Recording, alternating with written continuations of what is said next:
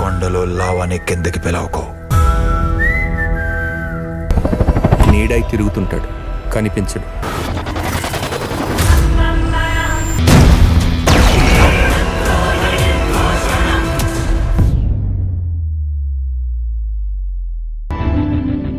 నమస్కారం గురుగారు.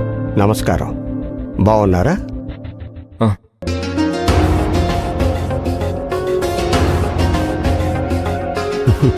ఎంత అన్యాయం జరిగిపోయింది అంటే,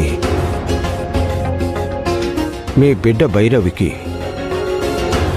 ఈ భూమి మీద పని అయిపోయినా మీ ఇంటి కోసం తను ఇక్కడే ఉండిపోవలసిన పరిస్థితి వచ్చింది. మీ మంచి కోసం పోరాడుతూ ఉంది. ఈ ఆత్మ ఈ లోకంలో సంచరించడం ఎంత కష్టమో నాకు తెలుసు. మీలాంటి బిడ్డ 100 ఏళ్ళు చల్లగా బ్రతికి ఉండాలి. కానీ దురదృష్టం, నాకున్న ఆయుష్ ఇంతే గురువుగారు. నేను భూమి మీదకి వచ్చే ముందే నాకు ఇంతే టైం అని రాసి పెట్టి ఉంది. ఇక్కడ ఉంది ఏది మనది కాదు. ఎవరు దీన్ని ఇక్కడి నుంచి తీసుకువెళ్ళలేరు. అవును తల్లి, నీ మాటలు అందరికీ అర్థమైతే, అందరూ నీలా ఆలోచించగలిగితే ఈ భూమి ఎంతో ప్రశాంతంగా ఉండేది. సరే, విషయానికొస్తాను. మీ ఇంట్లో భవానీ దేహంలోకి మంత్రగాడి ఆత్మ చేరి భయంకరమైన సంఘటనలు సృష్టిస్తున్నాడు. అతన్ని ఏమీ చేయలేమా? అతన్ని ఏమి చెయ్యాలని చూసినా భవానీ దేహానికి ప్రమాదం. అతను శివగామికి ఆపద సృష్టించే పనిలో ఉన్నాడు. ఆపద సృష్టించే లోపే చెయ్యాల్సింది చెయ్యాలి. అతను అందరిలాగా మామూలు మంత్రగాడు కాదు. రకరకాల శక్తులను సాధన చేశాడు. ఎన్నో సంవత్సరాల తపస్సు, హఠయోగ సిద్ధి అతని స్వంతం. నా వాళ్లని నిర్వీర్యం చేస్తానని బెదిరించి శాంతమ్మ చనిపోతుంది అని అబద్ధం చెప్పించాడు. నాకు ధర్మరాజుకొచ్చినంత ధర్మ సంకటం వచ్చింది, కానీ చెప్పక తప్పలేదు. నా 10 ఏళ్ల మనవరాలు రక్తం కక్కుకునేలా చేశాడు. తనని ప్రాణాపాయ స్థితిలోకి నెట్టాడు. నాకు చెప్పక తప్పలేదు. ఆ బెదిరింపులకు లొంగి నేను అబద్ధం చెప్పాను. అతన్ని ఆపడానికి దారి లేదా గురువుగారు? ఎందుకు లేదు? ఉంది. ఎప్పుడైతే అతను నాకు ఫోన్ చేసి బెదిరించాడో అప్పుడే రకరకాల గ్రంథాలు చదివి ఎందరో సిద్ధ గురువుల్ని సంప్రదించాను. ఆ శక్తి గురించి, అతని శక్తిని ఎలా ఎదుర్కోవాలా అని తెలుసుకున్నాను. ఈరోజు మీరు గనక ఫోన్ చేసి ఉండకపోతే 2 రోజుల తర్వాత నేనే మీకు ఫోన్ చేసేవాణ్ణి. నేను ఆడిన అబద్ధం నా మనస్సాక్షిని మదన పెడుతూ ఉంది. దీనికి పరిష్కారం కూడా నేనే చెబుతాను. ఇప్పుడు ఏం చేయమంటారు గురుగారు? అతని ఆత్మ భవానీ దేహంలో ఉంది.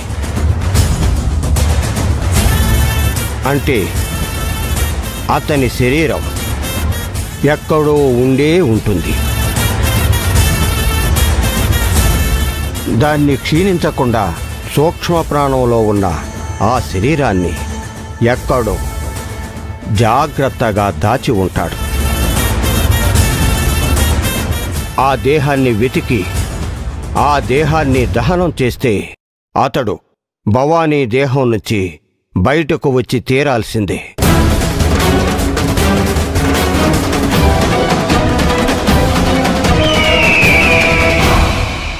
తన దేహం ఎక్కడుందో మీకేమన్నా తెలుసా గురుగారు?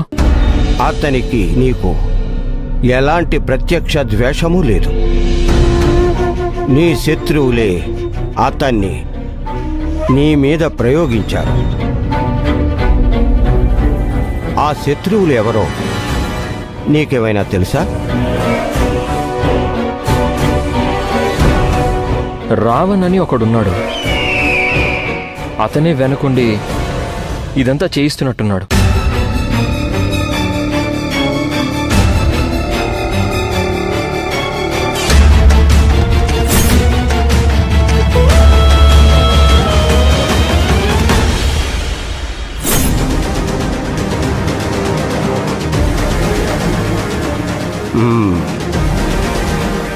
అతని దేహాన్ని ఒక సురక్షిత ప్రదేశంలో జాగ్రత్త చేసి ఉండాలి.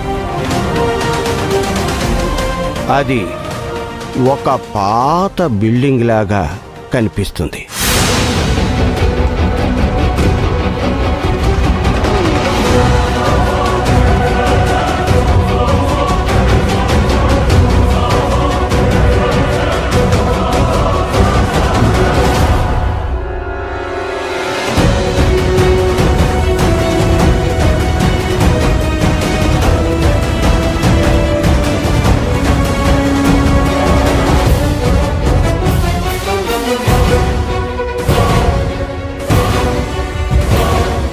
కొందరికి ప్రశ్నకి సమాధానం చెబితే సరిపోతుంది. కొందరికి మాత్రం ప్రశ్నకు ప్రశ్నే సమాధానం అవుతుంది. ముళ్ళును ముళ్ళుతోనే తీయాలి కాబట్టి అతన్ని అతనిలాగానే ఎదుర్కోవాలి. ఈ మాయలు మంత్రాలు చేసేవాళ్లకి, దుష్టశక్తుల్ని ఆవాహన చేసేవాళ్లకి మంచి వాళ్ళకి సమాధానం చెప్పినట్టుగా మంచిగా సమాధానం చెప్పడానికి వీలు కాదు.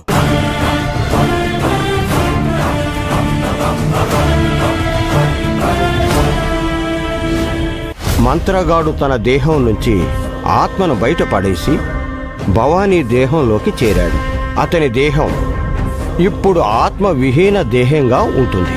ఇప్పుడు ఆ దేహం ఎక్కడుందో వెతికి ఆ దేహాన్ని నాశనం చేయడానికి ప్రయత్నిస్తే అతనికి వేరే దారి లేక భవానీ దేహాన్ని వదిలి బయటకు వస్తాడు. అంతలో భవానీ తన దేహంలోకి వెళ్ళిపోవాలి.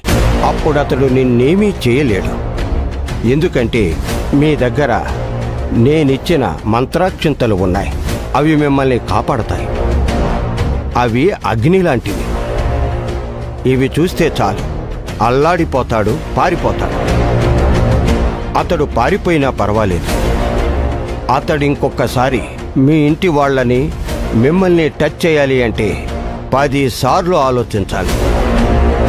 ఎందుకంటే మీ ఇంట్లో ఉండేది శివగామి ఇంటి ఇలవేల్పు భైరవీదేవి. ఆ దేవి అంత సులభంగా తన భక్తుల్ని వదిలిపెట్టదు. ఆ మంత్రగాడు ఆ పాడుబడిన పాత బిల్డింగ్లో ఉన్నాడు. అది మీ శత్రువులకు సంబంధించింది. అర్థమైంది కదా? అలాగే గురువుగారు, వెళ్ళొస్తాను గురువుగారు. దీర్ఘాయుష్మాన్ భవ.